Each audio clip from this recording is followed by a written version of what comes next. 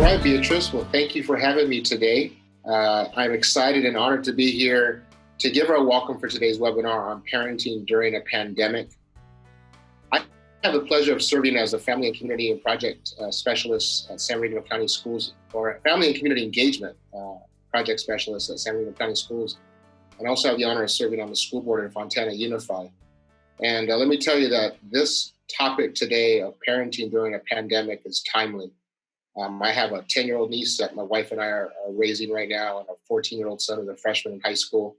And I can tell you that they each have unique personalities and different needs, and we have to balance those things on a daily basis. So I'm interested to hear what Lisa has to say later today. In our home, my wife and I have had to split the duties of being the teacher, being the vice principal, being the nutrition worker, the custodian, the maintenance and operations manager, and a myriad of other duties that come with parenting during a pandemic. And, when we get to some kind of normal, I'm just wondering if all these experiences can go on my resume. So, if those of you out there know that, let me know, because I'm planning on adding all that to my resumes. I don't think I'm looking for a job soon, but if I ever need to, I think it'd be a good thing to put on. One thing I do want to tell everyone that I'd like to say is that, it is important to practice self-care. That's one of the things that I've been able to get through this pandemic.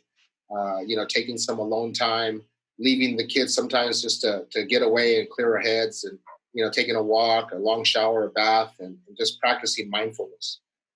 So this takes you a long way from reducing stress and helping during these trying times. I do want to thank Beatrice for allowing me to be the welcome person this morning. And it is an honor to be here. And it's my time now to present you to our guest speaker, Lisa Peredia, who is a licensed marriage and family therapist. And I know we have a lot to hear from her. So Lisa, thank you for being here, and it's all yours. Thank you, Mars. Thank you for having me. I am excited to be here. I wish it could be in person. Hopefully that'll come soon. But absolutely, this is a significant topic, something that needs to be discussed and shared and supported for parents who are working from home, balancing all those different roles, or if you're a stay-at-home parent anyways, and now you're a homeschooling teacher as well. I'm just happy that you're able to be here with us now. I work for San Bernardino County Student Services Counseling Center as the clinical compliance supervisor for the last, I've been with the counseling center for over the last 7 years. And so I'm just happy to be here with you guys.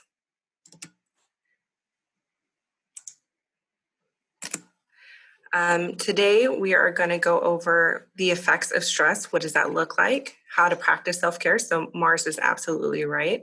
Self-care is significant in this time to be a parent. I am also a parent, in balancing that work life and that home life. Basic attitudes of mindfulness, parenting during a pandemic. What does that look like? Tips, especially those for working with teens, and some helpful resources. So what is stress? Now, stress, when we hear it, it often feels like it's a very negative word, a very negative experience.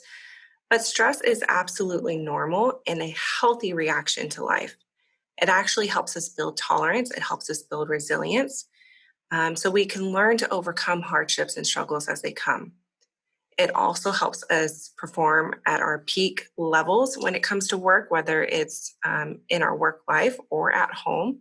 Stress becomes this motivator, this challenge that increases our strengths as a person and how we manage our lives. But something to note is that stress, when it's too little or when it's too much, can negatively impact our lives. So too little stress can create boredom, difficulty focusing, depression, being able to complete tasks in a timely manner. But what we know and what we've experienced, especially with COVID-19, is too much stress, or sometimes what we call as toxic stress, can create panic and anxiety, anger, frustration, this feeling of burnout, being overwhelmed, depression. It can negatively impact our well-being. So what has COVID-19, this whole pandemic, how has it impacted our lives?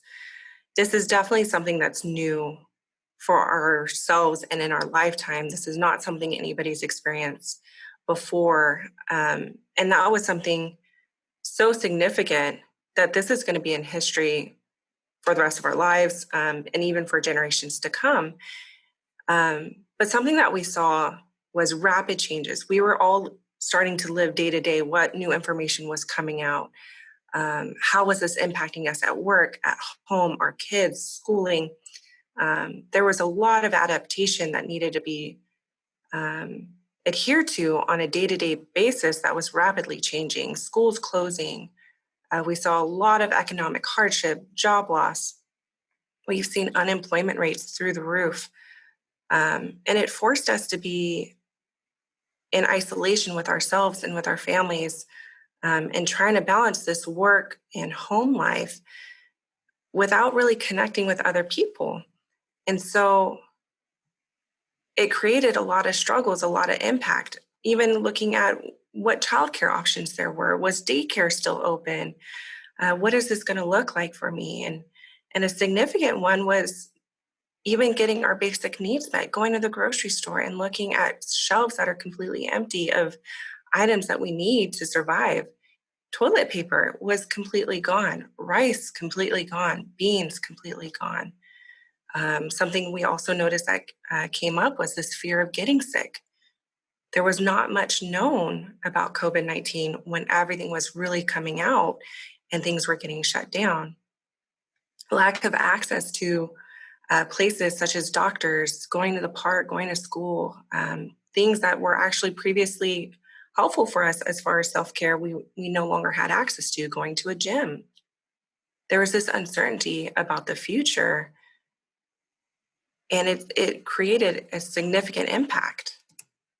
But what we know is, as stressful as that has been and continues to be, so even though we know things are slowly opening up, there's still this very much unknown of what that's going to look like through summer, for fall. How is this going to continue to impact us in our jobs as parents? But what we know is common reactions to stressful events, including COVID-19, include fear and worry, irritability, feelings of being overwhelmed, anxiousness, being moody, being angry, eating too much, eating too little, sleeping too much, sleeping too little, memory loss, difficulty concentrating.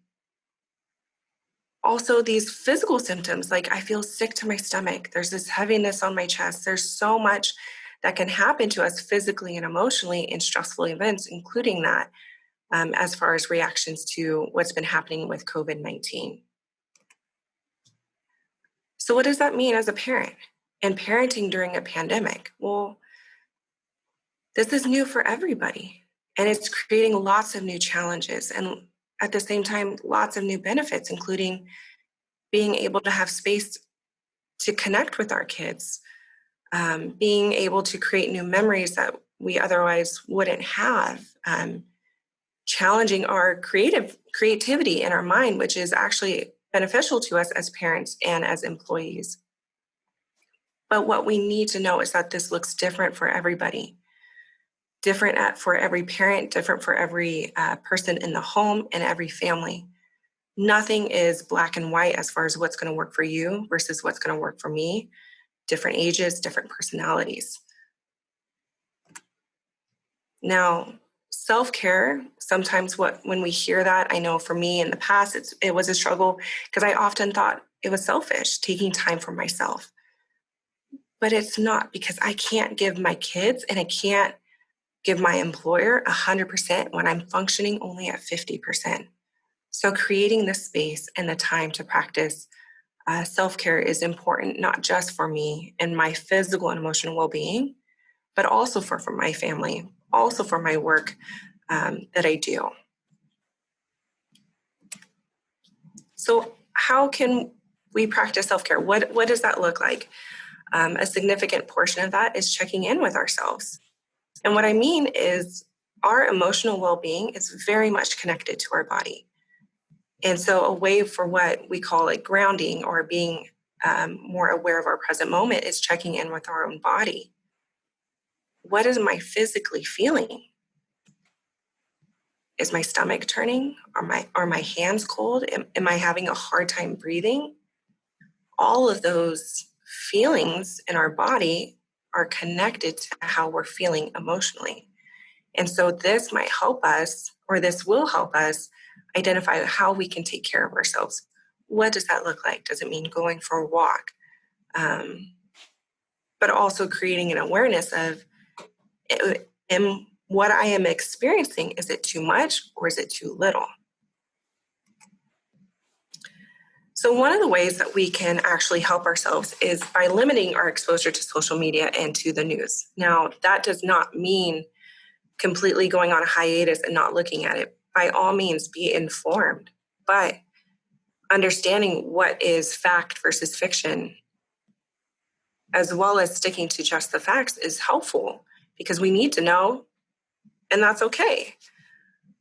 But what we've learned in the increase in technology and social media and smartphones is we have this constant feed of news and updates, and it's easy to get drawn in and get stuck and start increasing these feelings of fear and anxiety and worry and uncertainty.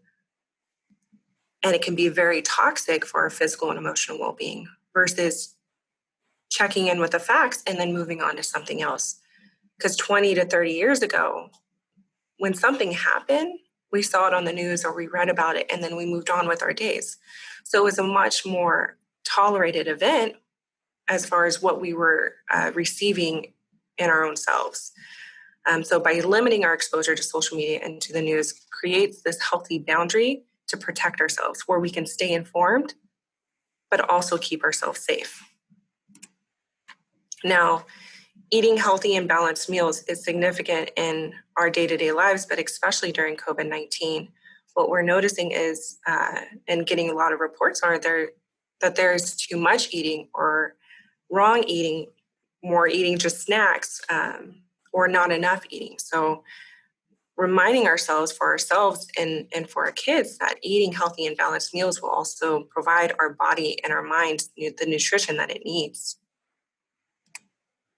Now, hydration. I am guilty of this, especially during this pandemic, of staying hydrated. It's easy to be moving from this work task to homeschooling my child and trying to balance it all to just take a drink of water. Science has shown that water is significant to our physical and even emotional well-being, our ability to focus and concentrate and produce work and being able to be connected with ourselves. So hydration is absolutely what we need to focus on entirely as a whole. But also being active and exercising regularly. Now, I know from where I live, parks are still closed, but I can still take my kids for a walk down the street. Being creative and getting my body to move. Moving our body is absolutely imperative to our well-being. Again, physically and emotionally, everything is very much connected. So getting ourselves out and exercising or doing couch push-ups. There's a lot of fun exercise activities on YouTube that you can do as a family, dance activities, throwing a dance party in your house. But something to be active and exercising regularly is significant to our well-being. Also making time for activities. I think Marsh shared that he was taking time for himself as well. And that's huge. That's such a positive thing that we need to, again, ensure our well-being. So whether it's reading a book, watching a certain show, being creative with paints or going outside and gardening, whatever it is that we enjoy, incorporating that will also be essential to our self-care and our well-being. Another big thing is connecting with family and friends regularly. And that's been really hard during COVID-19 because we weren't physically allowed to connect. But still reaching out, whether it's Zoom, Skype, Facebook, calling them on the phone, texting somebody. We rely on connection as human beings. Even if you're an introvert or an extrovert, connection helps us be grounded and process and provide a release of energy to feel better. Now, this activity I personally love. I use it all the time. And when we are feeling stressed or anxious or it's too much, again, re-engaging our core selves to our physical body in the present moment is essential to reducing those emotions or reducing those symptoms. And so focusing on your five senses can really help re-ground you back to the current moment and to yourself before you go on to the next activity with your kid or for work. So I actually also use this with clients and with our students, is using your hand to remind yourself of what to look for. So look for five things you see. So I see a filing cabinet, I see my desk chair, I see my computers, I see a plant, I see my computer mouse. And then going to four things you feel. So touching different fabrics or different items. What does that feel like? Is it warm? Is it cold? Three things you hear. Now I'm in an office by myself, so I don't hear much, but if I focus on that sense, I can tell you that I hear my computer. I hear somebody mowing the lawn outside. And I think I just heard a car drive by. What are two things that you smell? Now, one thing that I love to use are oranges. What do you smell? Right? Very citrusy. I also smell my wax candle. And then one thing you taste. And really elaborate on what do you taste. Like if you have gum, that might feel very pepperminty or spearminty. What is it that you're tasting? And that will help re-ground yourself back to you, to the present moment. Sleep is also another thing that's been very disrupted during COVID-19. We've heard a lot of reports of people oversleeping, not sleeping enough, sleeping sporadically, having vivid dreams, nightmares. The list goes on and on. But creating a schedule and a habit for healthy sleep patterns is essential to our physical well-being, even that for our kids.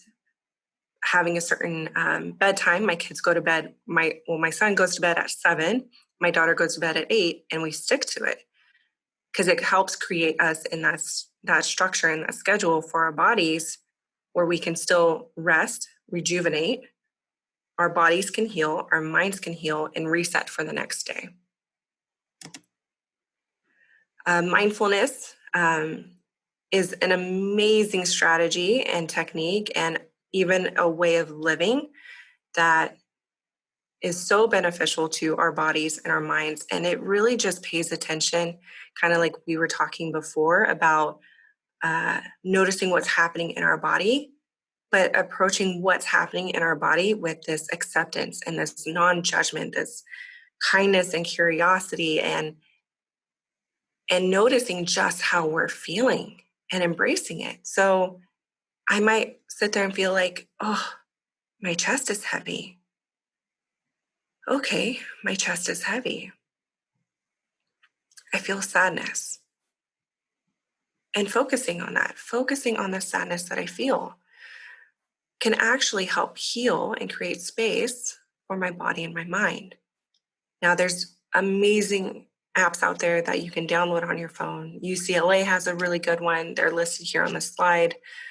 There's the Headspace app, and there's even the Calm app. Now, I personally love the Calm app. I'm just throwing that out there. But Kaiser recently came out, I think a couple days ago, saying that they are now paying for the Calm app because there is a fee for all of its members. So even reaching out to whoever your health insurance agency is, there might be these incentives as well, but there's free apps as well to start incorporating mindfulness into your day-to-day lives.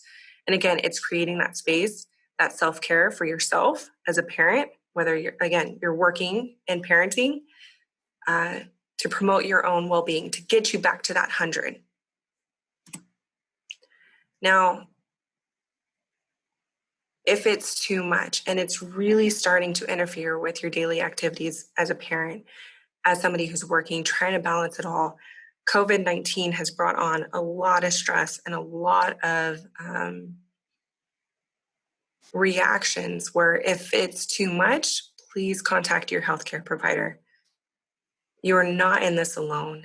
What you're feeling is a normal reaction, but it's also okay to get help outside your house to promote that self-care and to promote that healing to help support you.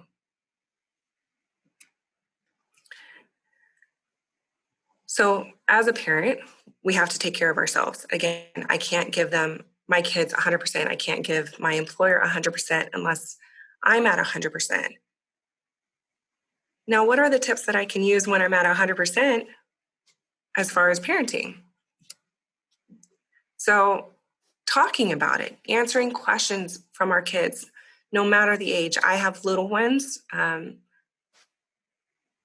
but they still have questions. And so being able to have a conversation about it not only helps them, but it also helps me as well because I'm able to verbalize what's happening and not keeping it stuck inside internally, but also recognizing their feelings, recognizing my feelings, encouraging them to take action,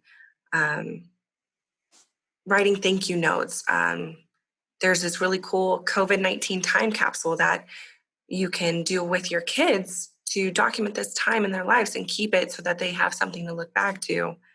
Allowing kids to keep in touch with family and friends via phone or video chat. This has been huge for our household. We are video chatting like crazy with the grandparents and aunts and uncles.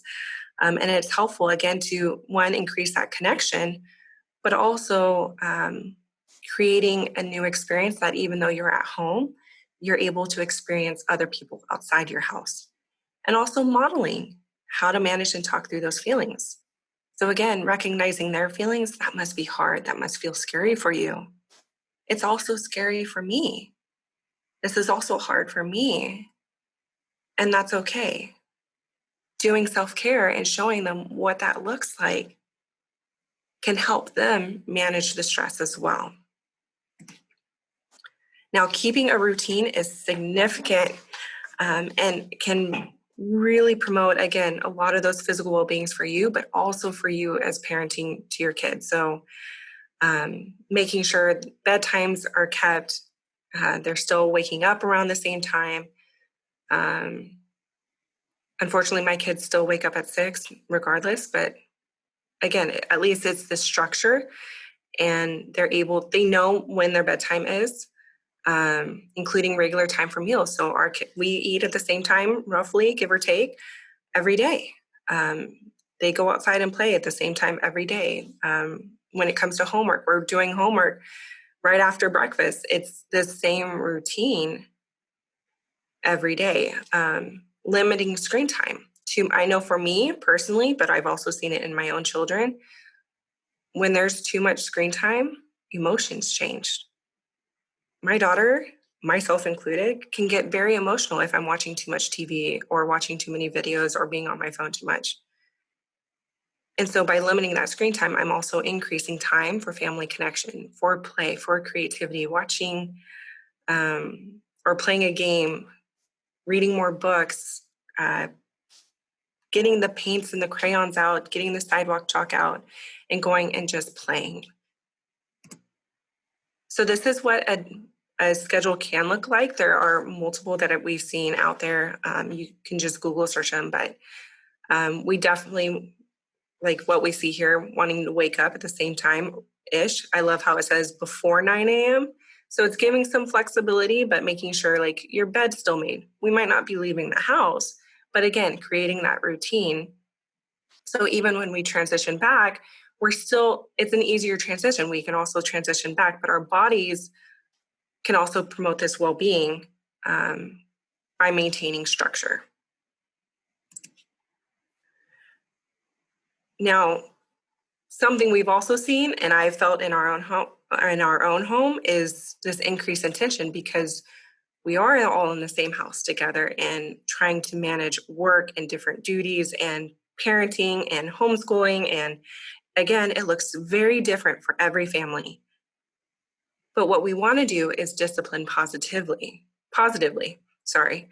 And something that I love is the word discipline actually means to teach. It's not necessarily a consequence. It's meant to, as in the foundation of the word, to teach. So redirecting poor behavior. So our kids acting up, might be fighting with their brother or sister, and redirecting that. Highlighting good behavior, overpraising the good stuff, even though that they might already know it if they already know that they're supposed to do something, like, I'm going to go simple here, brush their teeth. When they do it without fighting back or like, oh, but I don't want to, praising, and overpraising will help encourage positive behaviors throughout the day. So even if it's a small task, even if they already know that they should be doing it, the overpraise will continue to promote positive behaviors in the home.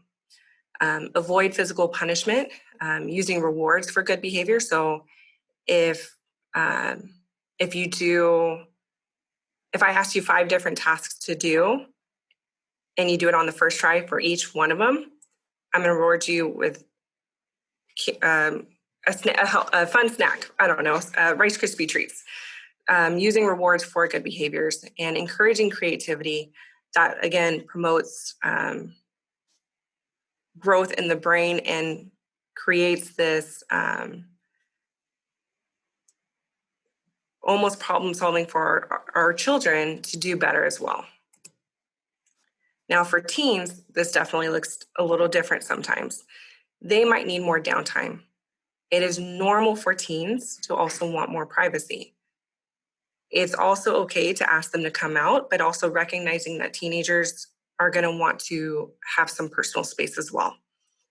Emphasizing that it's important to stay at home, so not going to their friend's house all the time, hanging out with certain peers or going to the park and hanging out, just recognizing what the regulations are at this current time during COVID-19 and helping them be informed about it. Talk to them about how they're feeling and the changes to their lives, especially for like our seniors or anybody who's missing this significant component in their life as far as like grad night or prom. Being able to talk about feelings and how that's impacting them is really helpful, and it increases that connection with you and your child. Now, some warning signs to be aware of with your kid is changes in weight or eating habits, especially for the older kids, middle school, high school, when they do have more personal time. Are they eating right? Are they not eating enough? Noticing if they're having problems with their memory, thinking, or concentration. Are their appearances changing? Is basic hygiene not being met? Are they engaging in more risky behaviors such as substance use or thoughts that they might be engaging in more substance use related experiences? Or if they're talking about thoughts of death or suicide. These are significant warning signs for you as a parent. Something also to watch for is changes in mood, increase in irritability, statements of hopelessness, changes in behavior such as even though we're socially isolating, are they not reaching out to any of their friends anymore? Lack of interest in activities. So again, this might be hard because we're all stuck at home right now, but if we have a backyard and my kid loves basketball and they're no longer even wanting to go outside and shoot the ball, that might be something I need to engage my child in. And also acknowledging their sleep time. Again, especially for the older ones, where they can kind of monitor themselves, encouraging that same sleep behaviors. These are some really cool mental health apps that offer tools and exercises for ourselves as parents, trying to balance it all, but also for our kids. These are really fun. They're really cool. I love these.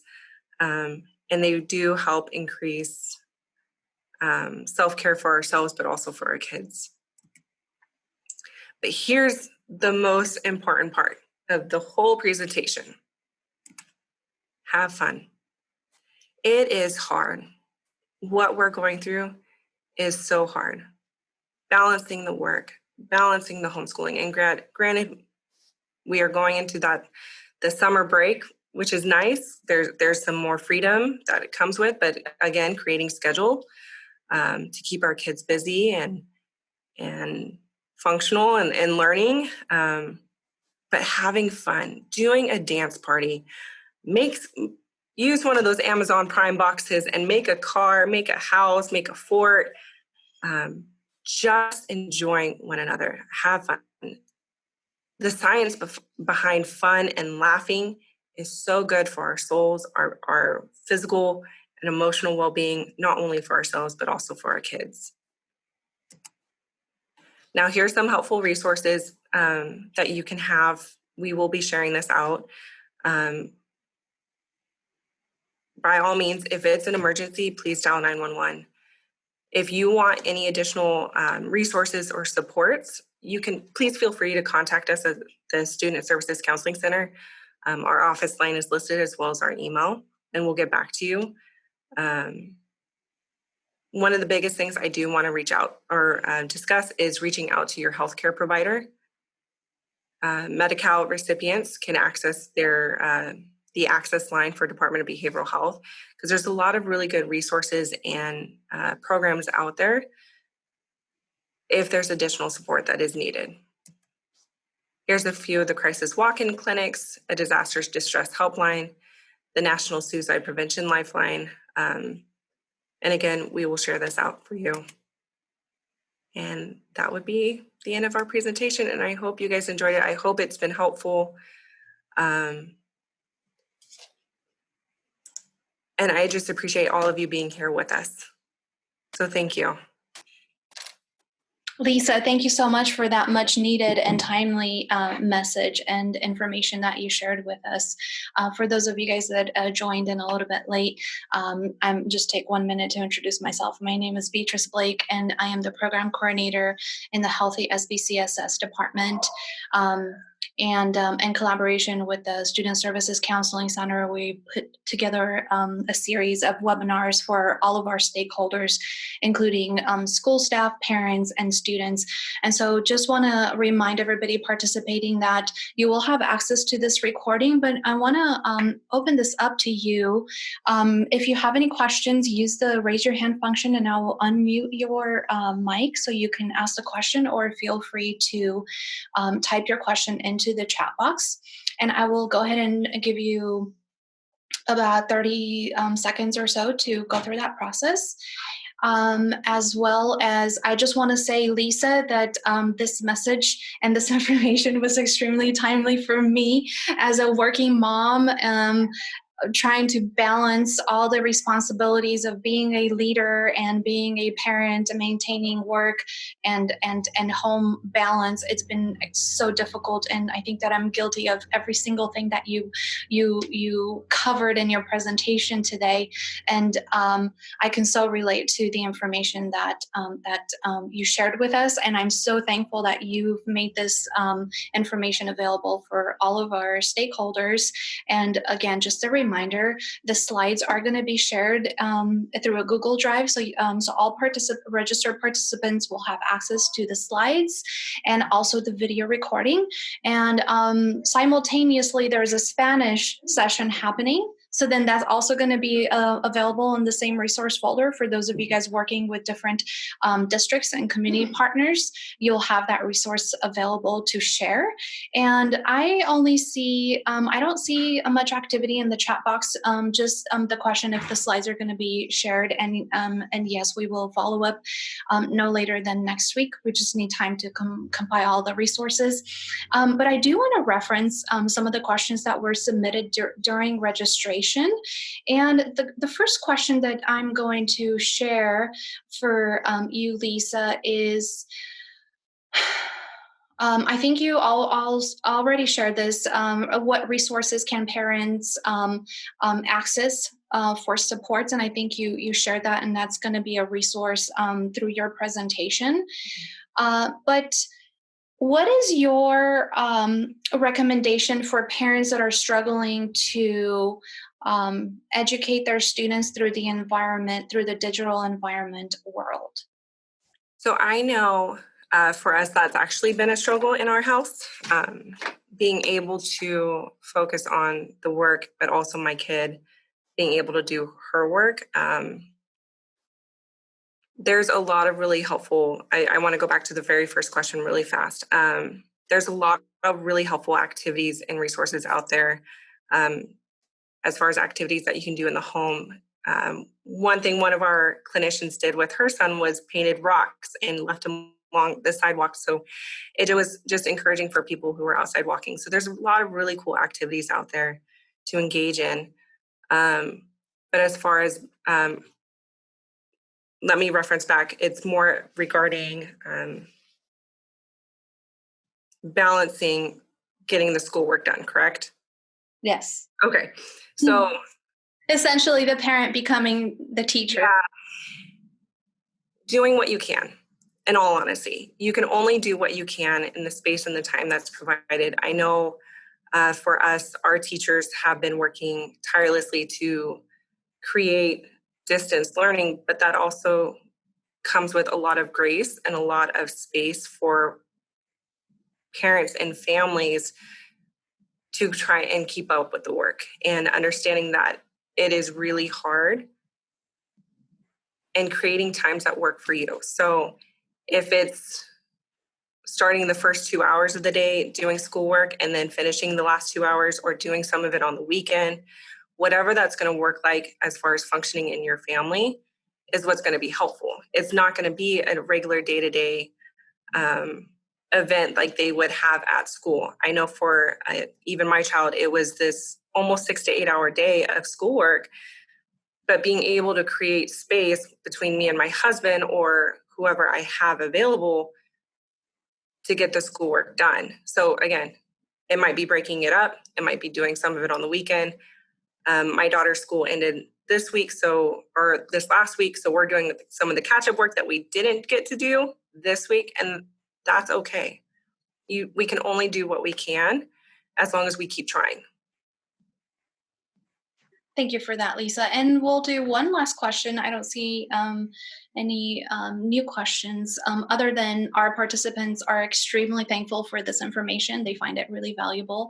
Thank you for sharing that. I feel like this will be a good way to end this webinar.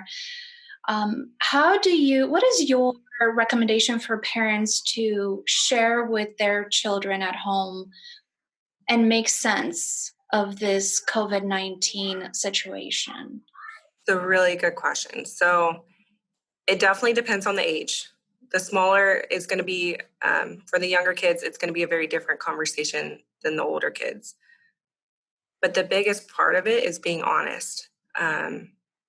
Being honest with what's happening, because this is part of their lifetime. This is part of their experience. This is something that's not going to go away in our history books. It's something potentially their kids and their grandkids are going to ask as far as what they've experienced when coronavirus or COVID-19 happened. We see that to be relevant during the 1918 pandemic. And so just having honest conversations, what is happening, what are some of the risks, and what that means for our family. But also also sharing how we feel. Honoring how our kids feel when we tell them, but also sharing how we feel. Like, it's okay that you feel scared. I feel scared too. Or it's okay to feel like it's a lot being at home all day and trying to do schoolwork. It's hard, and that's okay.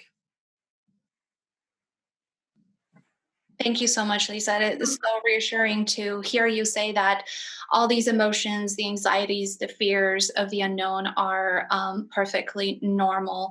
Absolutely. And we shouldn't fear it. We should more come to an understanding of awareness, and then take it in small strides, small steps, and being intentional in the way that we engage with our families, with our spouses, with our children, our own children, and then of course with our colleagues through this virtual platform. And once again, I would like to thank you from the bottom of my heart for your presentation today. Those of you guys who participated today, thank you so much for your time. We appreciate your support, and we honestly could not do this without you.